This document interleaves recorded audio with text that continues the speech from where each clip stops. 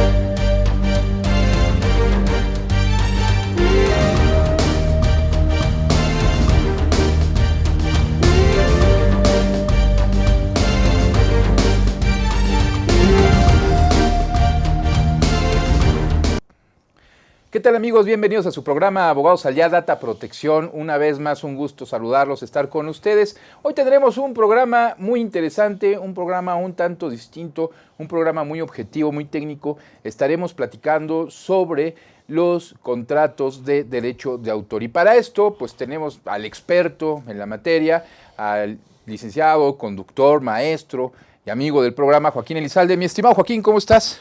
Muy bien, Mario. Muy contento de estar con nuestros amigos en un programa más de Abogados al Día, Data Protección, y con el gusto de exponer uno de los temas que más nos gustan, en las áreas legales que más nos apasionan, ¿no? Y tan importante en esta época de las tecnologías de la información, ¿no? Los derechos de autor.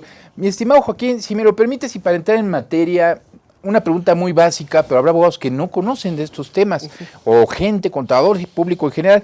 ¿Qué es un contrato de derecho de autor, mi querido Joaquín? Bueno, el contrato del derecho de autor sigue las reglas de los contratos del derecho civil o del derecho común.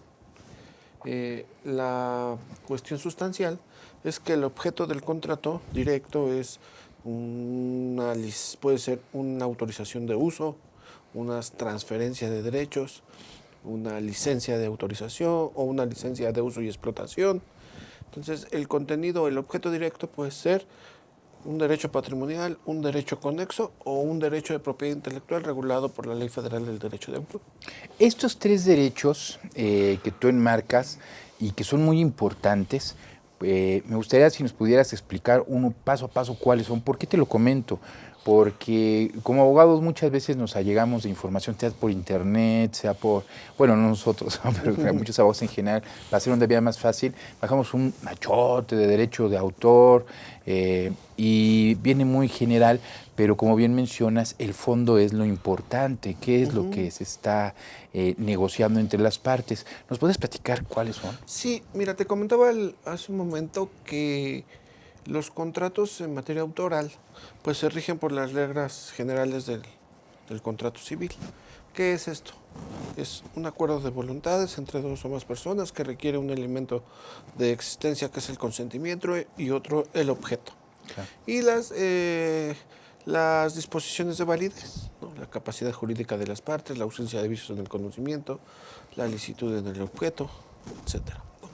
Entonces, bajo esas reglas generales ya vienen las particulares previstas en la Ley Federal del Derecho de Autor. Y precisamente en la Ley Federal del Derecho de Autor dispone que los autores o los titulares de un derecho pueden otorgar licencias de uso exclusivas o no exclusivas o transferir sus derechos siempre y cuando cumplan con las disposiciones de esta ley y lo pueden hacer de manera libre. ¿Okay? Digamos, es la primer particularidad que nos exige o el primer requisito de tipo normativo que se nos exige para la celebración de un contrato de esta naturaleza. El complementario. Más que complementario, de existencia.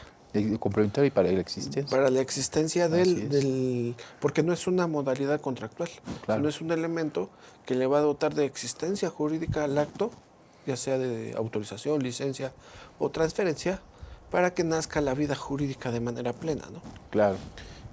¿Esto qué implica? ¿Qué implica cumplir con los requisitos previstos en la Ley Federal del Derecho de Autor? Primero, que no debe contrariar las disposiciones nuestro contrato de la Ley Federal del Derecho de Autor. si son derechos autorales, si son derechos conexos, si son otro tipo de derechos como la imagen y el retrato de la persona, si son programas de cómputo, si son bases de datos, si son licencias, autorizaciones sobre reservas de derechos al uso exclusivo, si son autorizaciones sobre alguna de las otras figuras contempladas en la Ley Federal del Derecho de Autor. Ok. Entonces, nuestro contrato no debe contrariar estas disposiciones. Y para eso se requiere un experto que conozca, que sepa el ámbito de aplicación de la norma jurídica, o sea, de la Ley Federal del Derecho de Autor, para que no se establezcan pactos que a la postre pueden resultar incluso hasta nulos, ¿no? Claro. Nulos de pleno derecho, que en materia autoral son de las, igual que la agraria, que establece que los contratos que no se suscriban por escrito, donde haya transmisión de derechos o las licencias de uso, serán nulas de pleno derecho. ¿Eso qué significa? Que no se requiere ni siquiera acudir ante una instancia judicial para que diga que el contrato es inexistente. Está viciado desde su nacimiento. Está viciado por una falta de forma como requisito fundamental de existencia del acto jurídico. Claro. En este sentido, es el primero, el segundo de los requisitos que nos exige la ley. Y ahí hemos cumplir con la normatividad en materia autoral y segundo, que conste por escrito. ¿Okay? Entonces, aquí otro requisito que nos impone la legislación es que sean contratos temporales en materia de derecho de autor. Okay. Cuando se trate de derechos patrimoniales de autor en sentido estricto, deben ser temporales. Entonces debe permanecer la temporalidad, no existe nada que sea permanente y de acuerdo a lo que nos comentas y a diferencia de un contrato típico, no es un contrato típico, pero a diferencia de un contrato tradicional, serían las palabras exactas, este no puede ser un contrato entre partes, una oralidad, un acuerdo, sino tiene que tener cierta formalidad que debe ser escrito bajo cualquier circunstancia. Exactamente. Esta parte de que el contrato sea elaborado por escrito puede ser de manera digital y a distancia, haciendo valer las herramientas que nos proporciona el Código de Comercio, o tiene alguna situación especial cómo se debe llevar a cabo. Bueno, aquí hay todavía un punto importante. Si es por escrito a través de medios digitales, por ejemplo, un correo donde conste la determinación del objeto, la contraprestación y el acuerdo plasmado mediante correos electrónicos, a mi punto de vista, cumple con el requisito por escrito, aunque no conste con firma autógrafa. Pero la voluntad está expresada de manera escrita, que es lo que nos exige la ley. Claro, y la firma electrónica que es validada por el mismo por supuesto, código. Si además redactamos un documento en forma suscrito con firma electrónica o digital, sí, no cabe duda que se está cumpliendo con estos requisitos. Lo que habría que determinar en caso de querer utilizar ese documento ante una autoridad administrativa o judicial es la autenticidad de la firma y si fue expresada conforme a los requisitos normativos y medidas de seguridad que se requieren para este tipo de suscripciones. Ok, pues mira, nos acabas de comentar, es muy importante porque vemos que aunque son contratos y cumplen con la estructura de un contrato, con el contenido de un contrato, pues sí tienen sus digamos, peculiaridades en específico. Nos comentabas que para que puedan ser válidos estos contratos, el contrato en sí pues tiene que cumplir con la normativa de fondo del contrato. Así es. Quisiera, si me lo permites, hablar, por ejemplo, del derecho a la imagen. En el derecho a la imagen, y que es temporal también, como ejemplo, pudiera haber algunas otras normativas como del Código Civil, como de la Ley Federal de Protección de Datos Personales. ¿A esta normativa te refieres que debe cumplir con estas normativas para poder ser válido el contrato? Porque hay contratos que pueden ser válidos, pero no necesariamente a lo mejor cumplen con esta normativa, ¿no? En cuestiones económicas. No digo que sea un contrato inválido, pero en el caso de derecho de autor tiene que cumplir a rajatabla o de manera puntual con este tipo de legislaciones. Bueno, los requisitos que te mencioné hace un rato de que cumpla con la ley, conste por escrito, sea temporal y el otro es que sea oneroso, se refieren a derechos patrimoniales de autor. Muy bien. Y en el caso del uso de la imagen, pues evidentemente debe cumplir con los con obtener la autorización para los fines en que se va a utilizar de la persona que se va a utilizar la imagen o del titular de los derechos de esa imagen. Muy bien. Ahora, has puesto sobre la mesa un punto muy importantísimo, y yo desde mi punto de vista que creo y pienso que la imagen es una figura jurídica de las más sobrereguladas que existen. Sí. ¿No? Como elemento de un derecho de propiedad intelectual, como un dato personal, en materia de informativa, como un límite a la libertad de expresión y al derecho a la información, como un derecho a la personalidad susceptible de daño moral y como una imagen corporativa que puede representar una persona, si es una personal trading, imagínate, también puede ser susceptible de muy similar afectación. a lo que ocurre, perdón que interrumpa, en el sector público, ¿no? Los funcionarios que se piensa que muchas veces ellos deben tener cierto derecho, cierta protección, pero que si tomamos, como bien mencionas, bueno, lo que tú mencionas ya ocurre en Europa, en el que se empieza a proteger también a los funcionarios de la iniciativa privada, así como también a las empresas. ¿A esto es a lo que te refieres? Sí, el personal branding, que es propiamente el uso de una marca personal que muchas de las personas o de las de las personas físicas la utilizan como un medio de identificación de sus productos o servicios, pues indudablemente también podría ser susceptible de una afectación de tipo comercial en materia marcaria.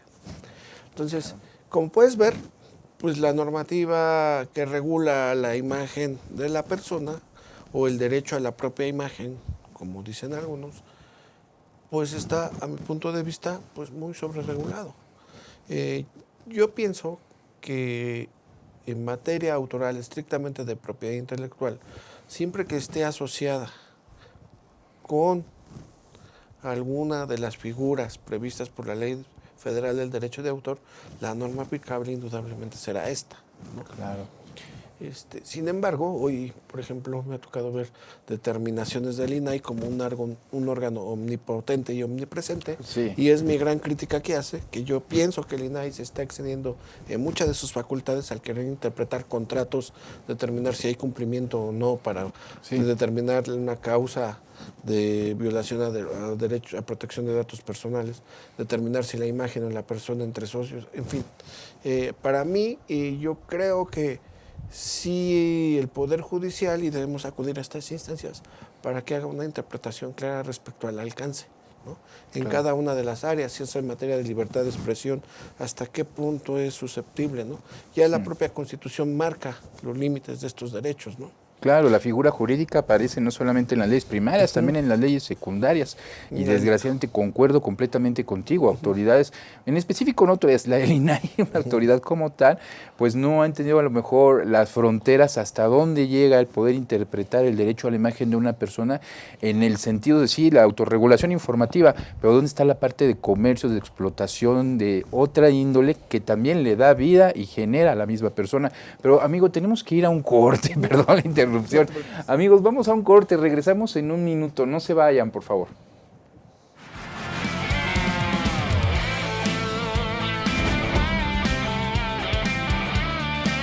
Aztele.tv.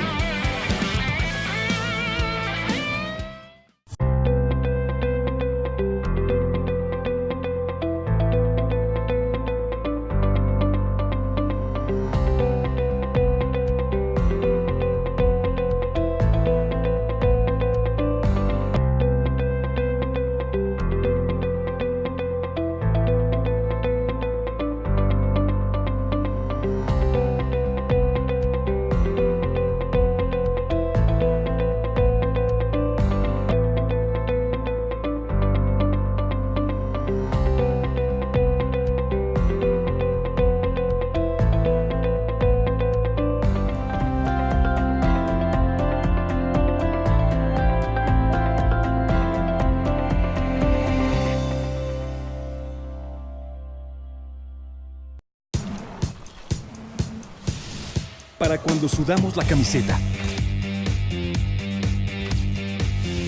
para los que tenemos una vida intensa.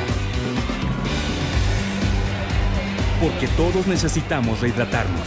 Electrolit, hidratación total, científicamente hidratante.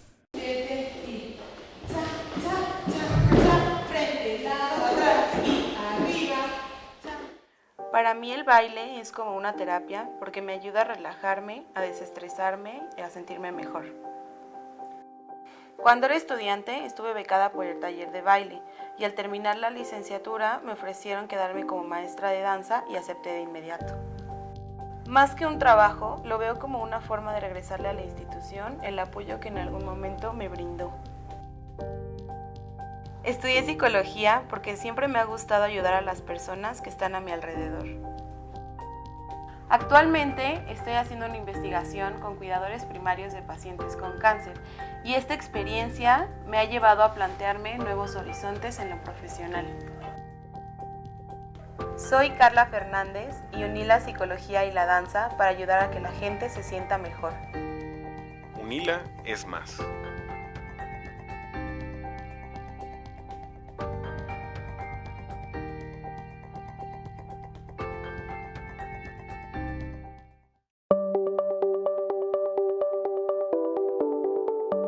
Astele.tv.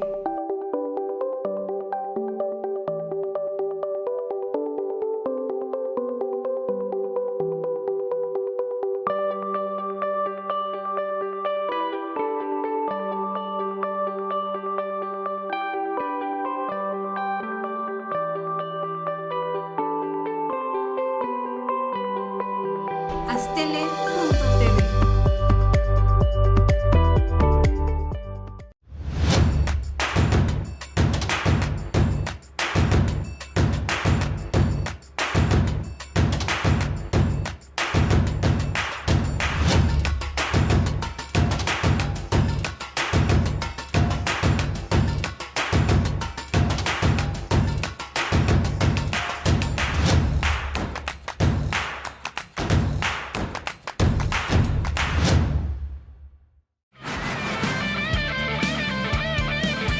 Astele.tv.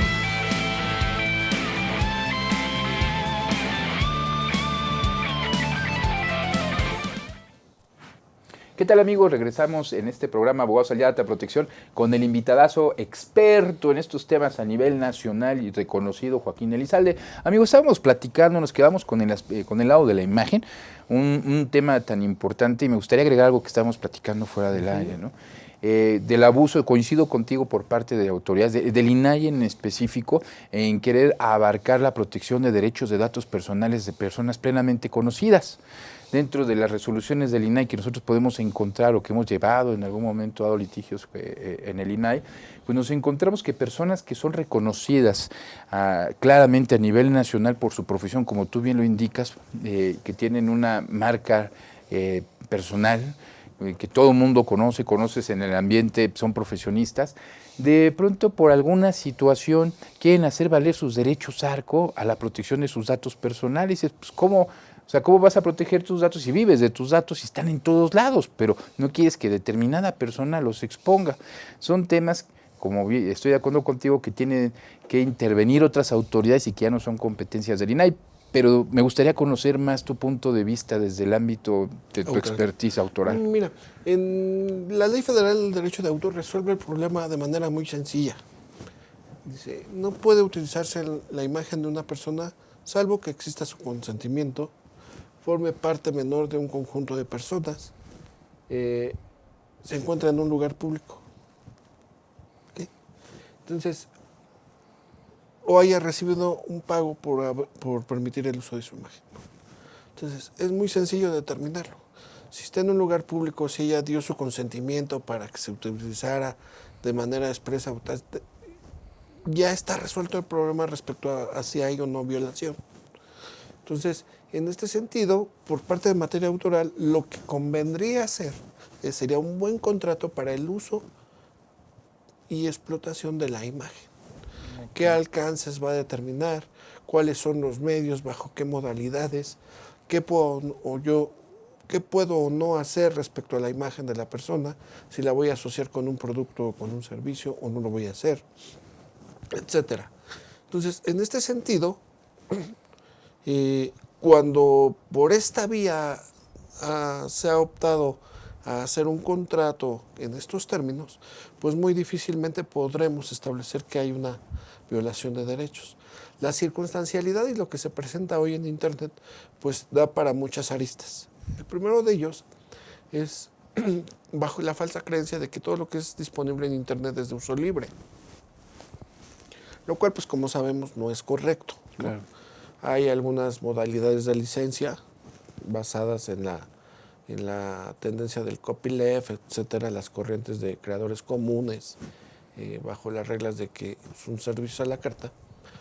Pero en el caso de una exposición pública de mutuo propio en una red de redes, pues se implica que la persona ha abierto el uso de su imagen, o por lo menos para ser percibida por los demás, ¿no? Entonces ahí no habría pues un entredicho. Por ejemplo, si yo creo un perfil y subo mi foto, es porque yo estoy determinando que quiero una exposición pública a través de ese medio. Claro. ¿Okay? Entonces, el contrato es la base fundamental para uso comercial y la divulgación de la imagen de otra persona.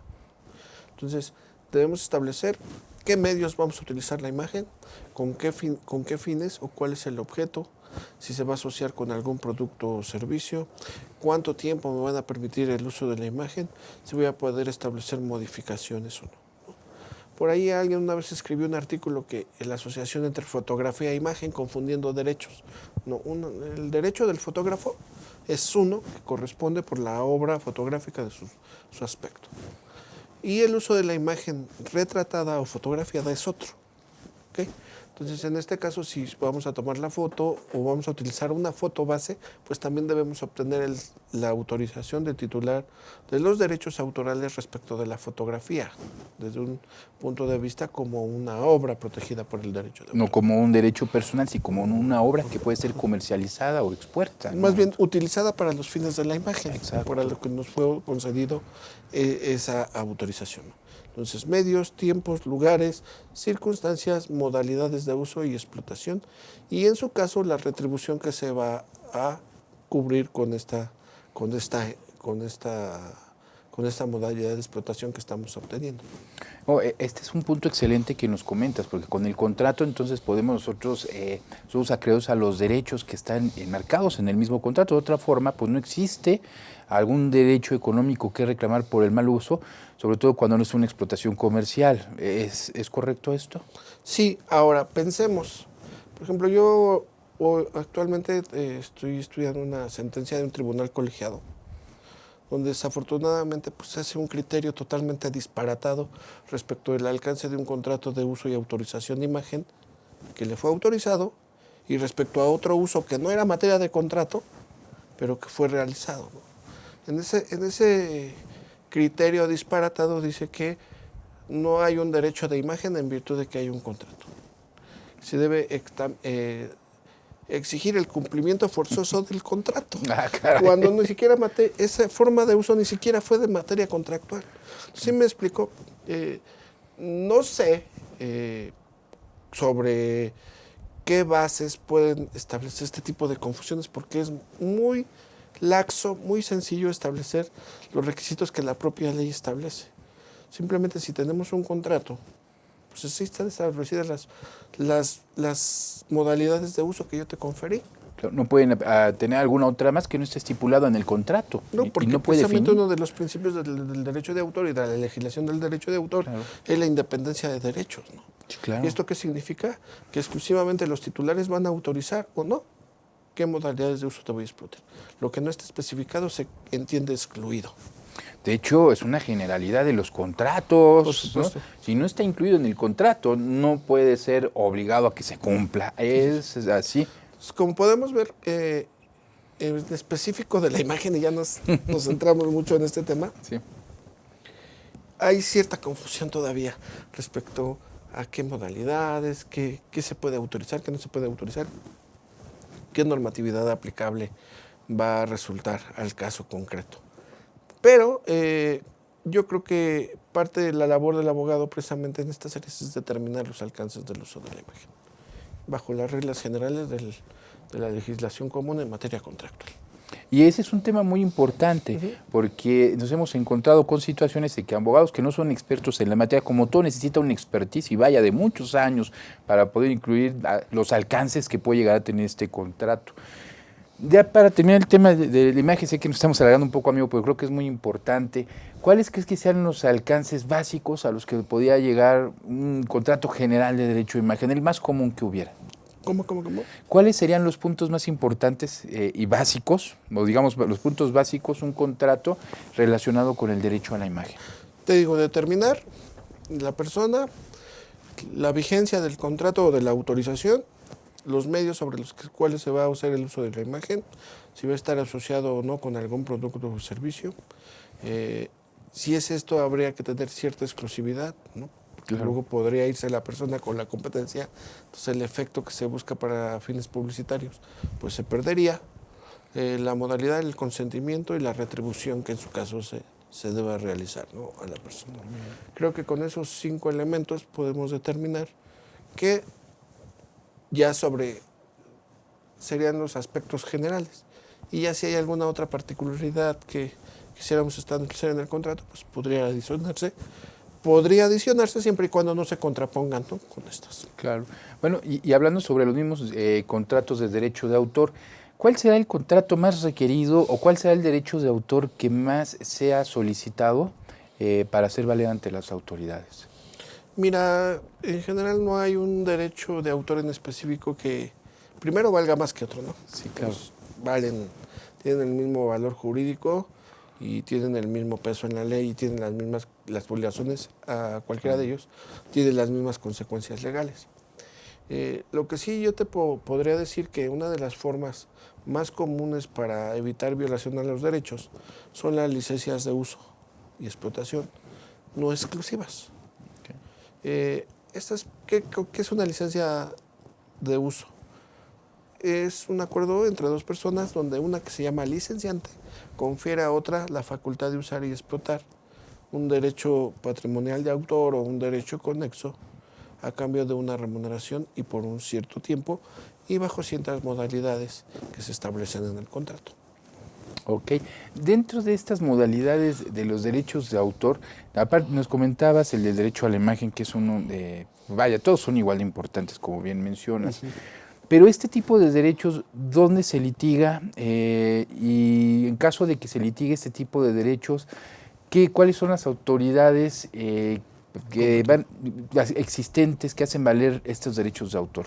Porque, bueno, nosotros lo sabemos, ¿no?, pero existe mucha confusión, sobre todo con los estudiantes en las universidades, ¿no?, en este tema. Mira, la autoridad competente en materia administrativa es el INDAUTOR. Pero si se trata de la Ley Federal del Derecho de Autor establece 2 tipos de infracciones. Eso. Uno que le llama infracciones en materia de derechos de autor, pareciera una obviedad, pero se les nombró así para diferenciarlas de otra que se llama infracciones en materia de comercio. Sí. Infracciones en materia de derechos de autor conoce el propio INDAUTOR, pero infracciones en materia de comercio, aunque el derecho de fondo es autoral, conoce el Instituto Mexicano de la Propiedad Industrial. Claro. La razón de ser: el legislador dispuso que como el INPI en ese momento no había un presupuesto asignado al INDAUTOR capaz de crear la infraestructura para crear un departamento que conociera este tipo de infracciones, pues dijo, aprovechemos la infraestructura y la experiencia del INPI para que él conozca de este tipo de controversias. Y es así como el Instituto Mexicano de la Propiedad Industrial conoce de las infracciones en materia de comercio. Ese es el punto que quería que llegas precisamente, amigo, porque es muy conocido. Hay una infracción de derecho de autor. Les preguntas a los muchachos en los universidades, tengo que acudir al autor, ¿no? Pero cuando no es así, este tipo de infracciones, tú eres experto, abogado experto en este tipo de infracciones, amigo. Cuando se quiere hacer valer una infracción en materia de derecho de autor, sea cual sea, que normalmente lo es en el INPI, ¿cuánto tiempo aproximadamente o promedio se puede llevar? En general, yo sé que cada caso es diferente, sí, pero en general el procedimiento, ¿cuánto es el general que nos marca el procedimiento, el reglamento? Bueno, pues no hay una norma especial, que es la regla genérica prevista en la Ley Federal del Procedimiento Administrativo, sí, que son hasta 4 meses en dar respuesta, ¿no? Pero en el caso del procedimiento, pues se debe sujetar a esta regla general, pero lo que se ha hecho es utilizarla para trámite a trámite, ¿no? Sí. Entonces, si presentas una promoción, una infracción, pues y ya pasó cierto tiempo y estás un poco inquieto, pues te avisan, oye, tengo todavía 2 o 3 meses para contestar, entonces no te desesperes. Pero en general el INPI trata de dar celeridad a sus asuntos y pues en un periodo aproximado de entre 6 y 8 meses, dependiendo del caso. Porque, bueno, Poder yo creo que resolverlo, ¿no? te ha dado 3 años, ¿no? Sí, Por bueno, ejemplo, ¿no? depende, Entre otros, también sí, la depende carga.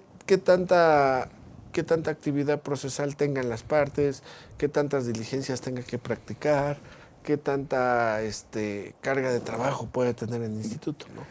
Pero sí, un promedio, digamos, natural o normal podría ser entre 6 y 8 meses. Muy bien. ¿Algo más que nos quisieras comentar sobre el tema, amigo? Bueno, pues regresando al tema de los derechos de autor, tenemos las licencias de uso que ya vimos, ¿no? Y estas licencias de uso, pues, también nos dicen que deben ser temporales. Y aquí podemos licenciar los derechos patrimoniales de transmisión, radiodifusión, comunicación pública. ¿Puede ser de radiodifusión en estos mismos contratos?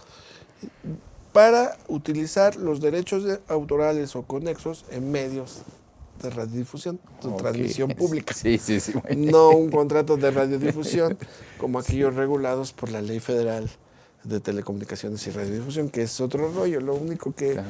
establece en materia autoral es que prevé los principios Muscarri y Mussofer, que es la obligación del operador de servicios de telecomunicaciones y radiodifusión de permitir a otros el acceso a su contenido para retransmitirlo, y el otro la obligación de retransmitirlo. A grosso modo, digamos que eso. Sí. Y ese evento pues genera regalías por comunicación pública. Pero en el caso de los contratos, en el contrato de licencia podemos conceder el uso de derechos patrimoniales de autor, de sincronización, podemos conceder el derecho de adaptar una obra, el de hacerle modificaciones, en fin, estos por una forma y un tiempo determinados, insisto. Lo que no se establece en el contrato queda excluido del licenciamiento. Entonces debemos tener con lupa exactamente determinar para qué vamos a utilizar ese objeto protegido, ya sea una obra o un objeto del derecho conexo, lo que vamos a utilizar, ¿no? De aquí me surge una duda, amigo, que yo creo que le surge a varios de nuestros televidentes, y te la voy a comentar y para que nos la respondas de regreso. El hecho, por ejemplo, de que no son permanentes, son por tiempo indeterminado, la modificación de una obra que se va a exponer en medios electrónicos, de telecomunicaciones, el internet, pues es de muy difícil control, ¿no? Entonces, esto de que sea temas temporal, pero nos lo respondes de regreso, Muy amigo, bien. por favor. Amigos, no se vayan, regresamos en un momento a su programa Abogados al Día Data Protección. Muchas gracias.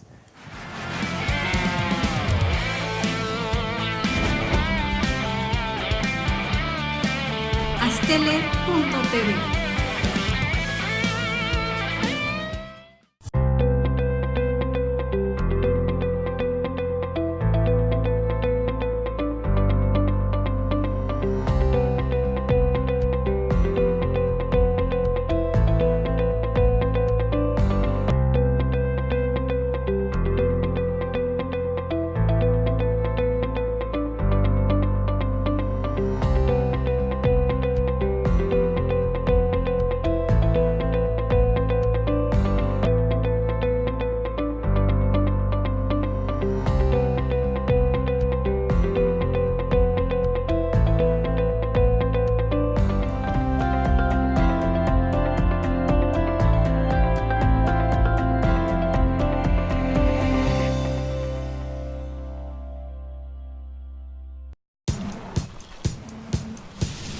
Para cuando sudamos la camiseta.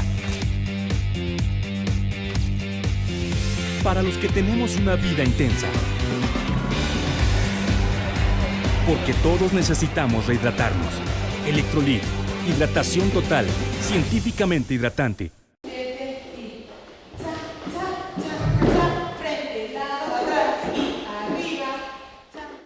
Para mí el baile es como una terapia porque me ayuda a relajarme, a desestresarme y a sentirme mejor. Cuando era estudiante estuve becada por el taller de baile y al terminar la licenciatura me ofrecieron quedarme como maestra de danza y acepté de inmediato. Más que un trabajo, lo veo como una forma de regresarle a la institución el apoyo que en algún momento me brindó. Estudié psicología porque siempre me ha gustado ayudar a las personas que están a mi alrededor. Actualmente estoy haciendo una investigación con cuidadores primarios de pacientes con cáncer y esta experiencia me ha llevado a plantearme nuevos horizontes en lo profesional. Soy Carla Fernández y uní la psicología y la danza para ayudar a que la gente se sienta mejor. UNILA es más.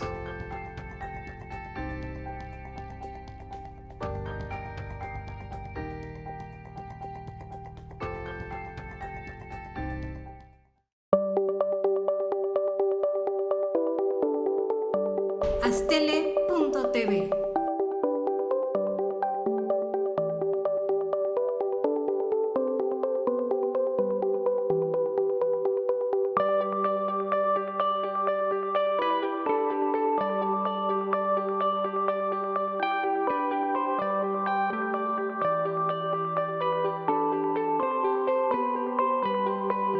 Astele.tv.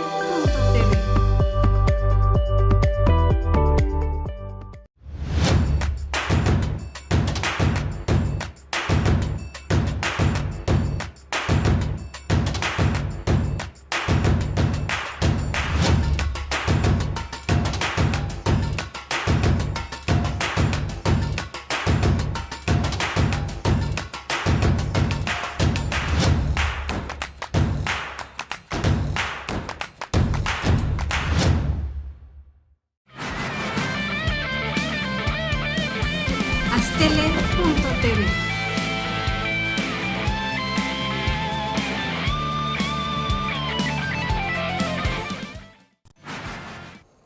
¿Qué tal, amigos? Continuamos en su programa Abogados al Día, Data Protección. Y bueno, con la pregunta que nos quedamos antes de ir al corte, tan interesante que la verdad ni tiempo nos damos cuando nos tenemos que ir ya a corte, comentábamos con el licenciado Elizalde del tema de la protección de la imagen en el ámbito de las tecnologías de la información.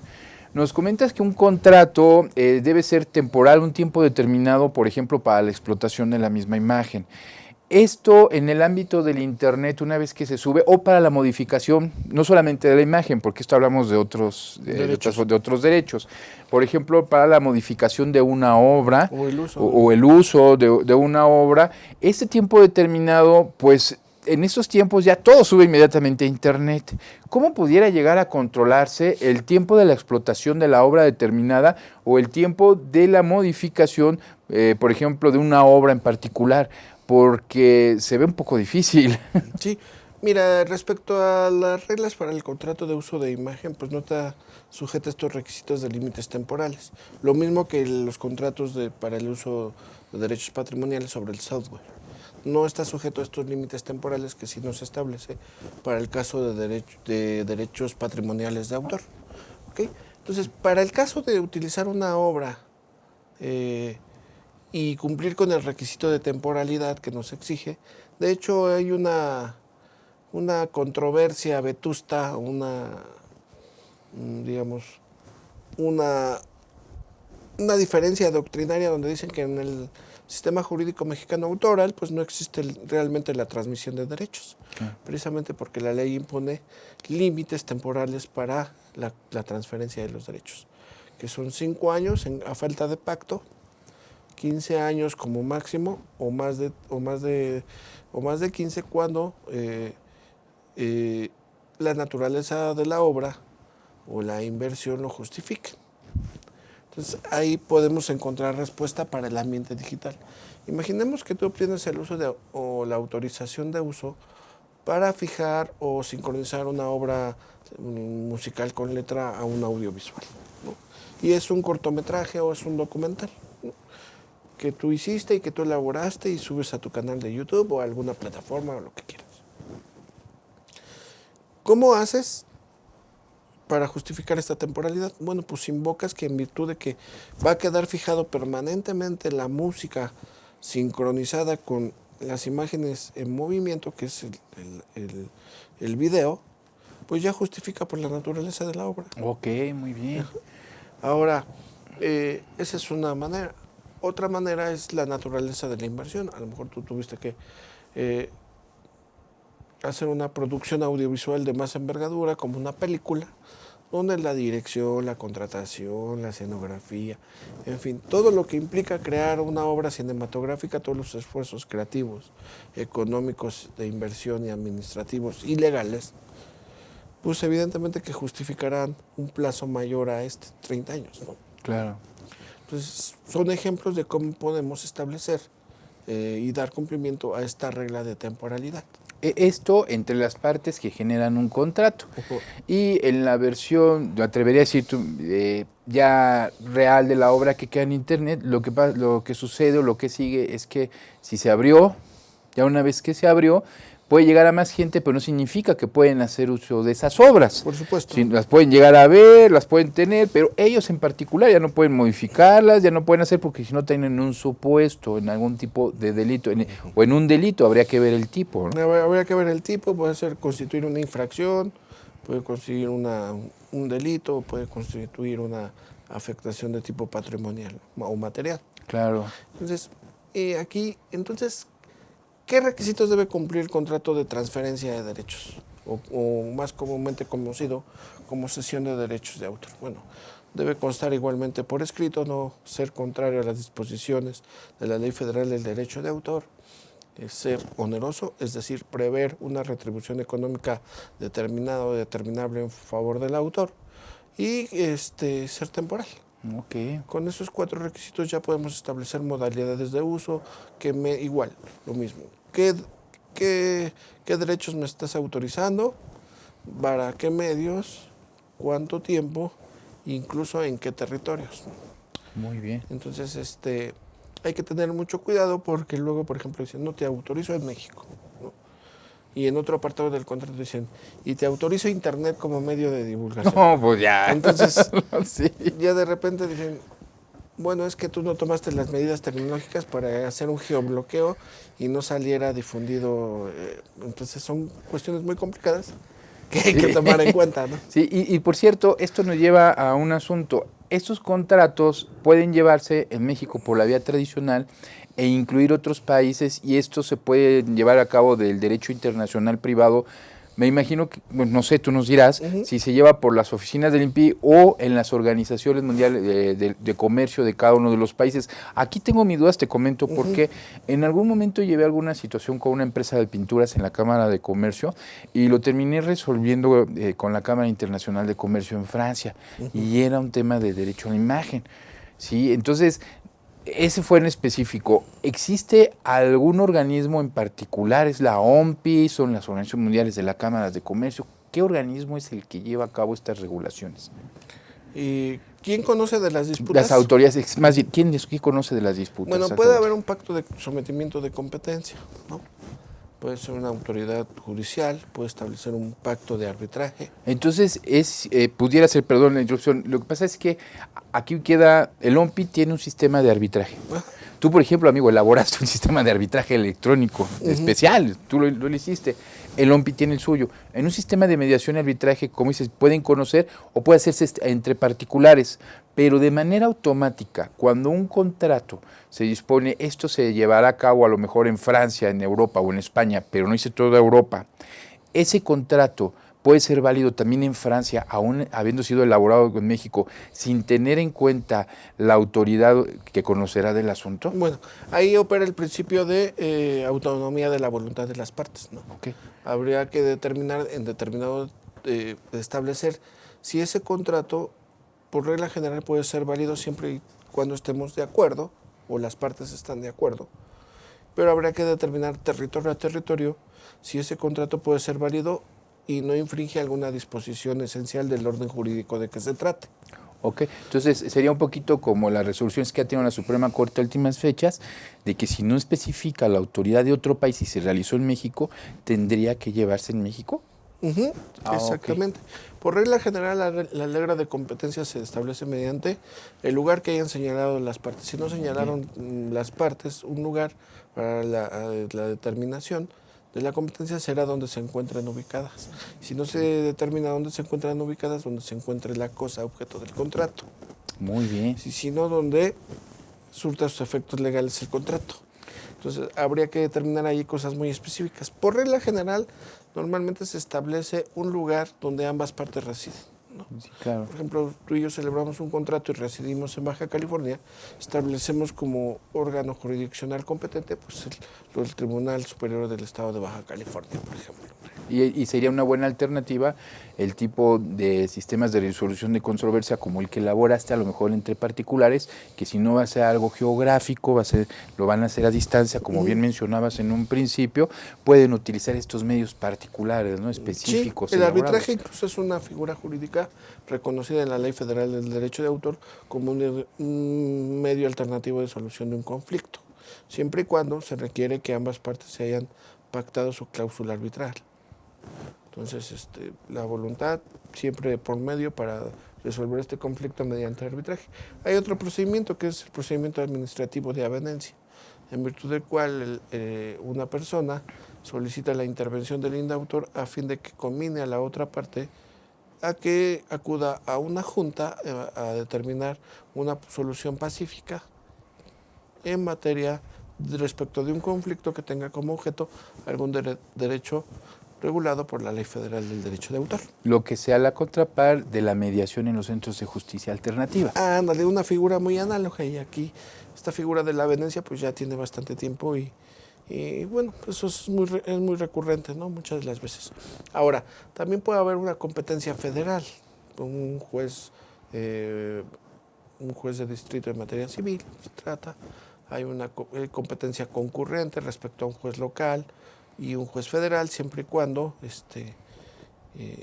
sea una disputa entre particulares y no intervenga un organismo de la Administración Pública Federal, ¿no?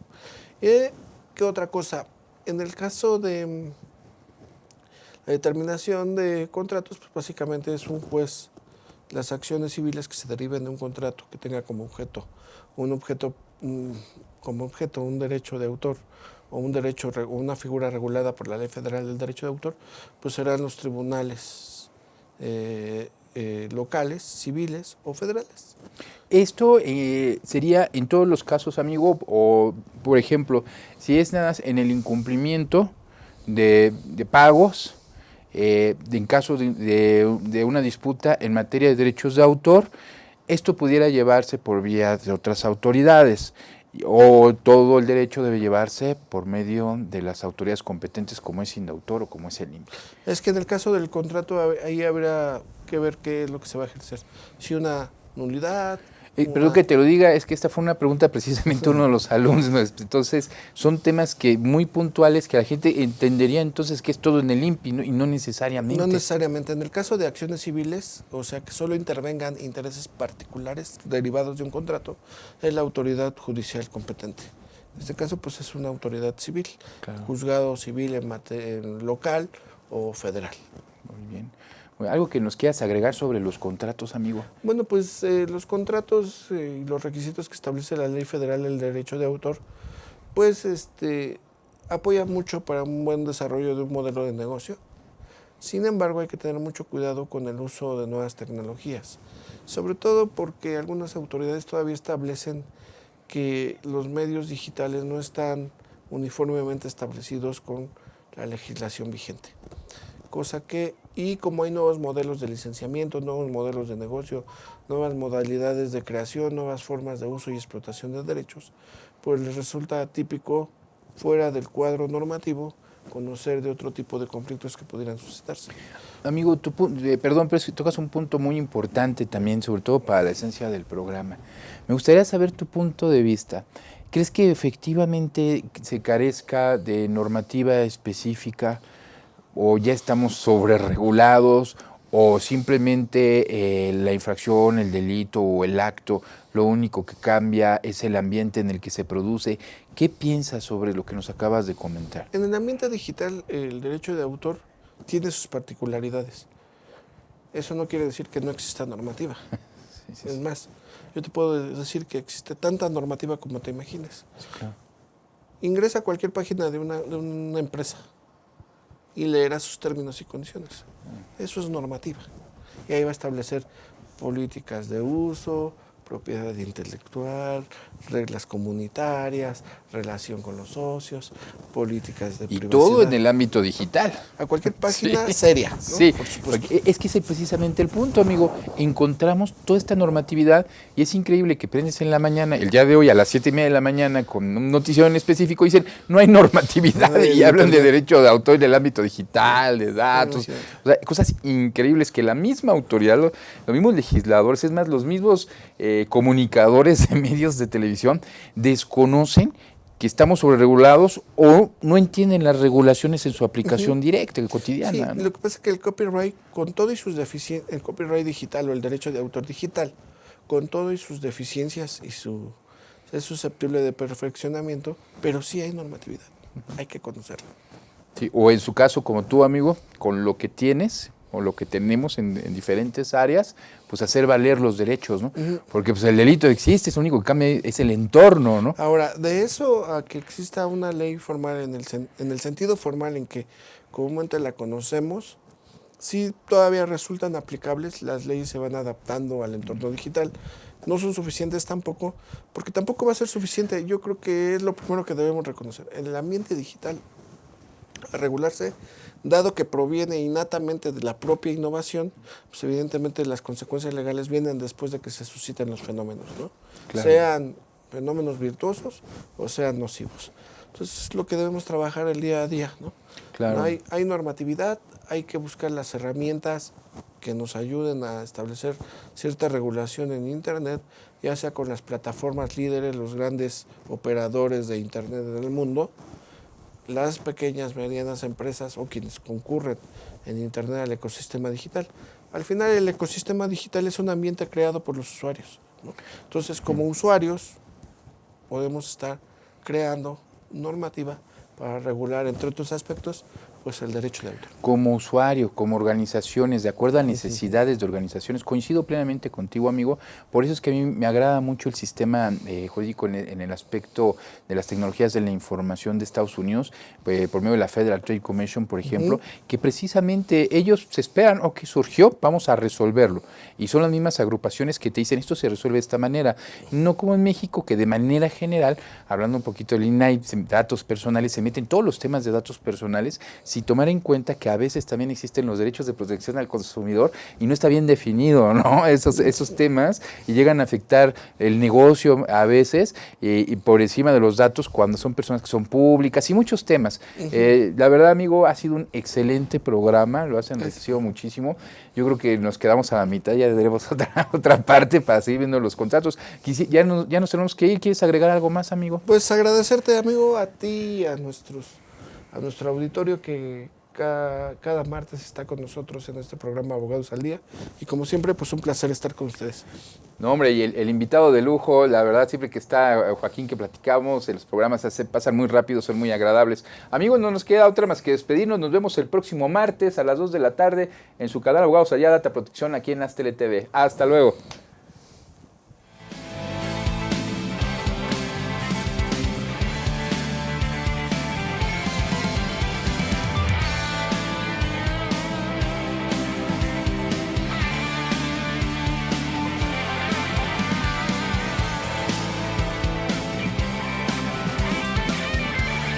Aztele.tv.